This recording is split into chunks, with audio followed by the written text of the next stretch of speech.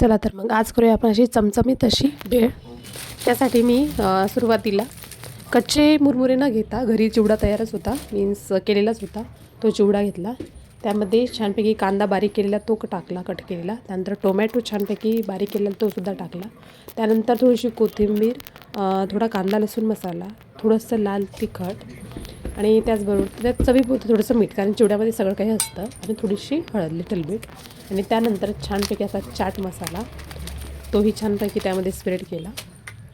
आणि त्यानंतर एक पापड भाजला आणि तो पापड पूर्ण बारीक करून त्यामध्ये टाकला एकदा. आणि त्यामुळे काय होतं, छान असा क्रंचीनेस येतो. त्यामध्ये तो टाकला.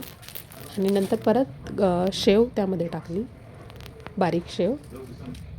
आणि परत त्यावर गार्निशिंगसाठी थोडासा कांदा टोमॅटो तोही टाकला. आणि सगळं एक छानपैकी मिक्स केलं. आणि त्यावर थोडासा लिंबाचा रससुद्धा, तो स्किप झाला, लिंबाचा रससुद्धा टाकला. आणि अशा प्रकारे आपली छान चमचमीत भेळ तयार आहे. नक्कीच करून बघा.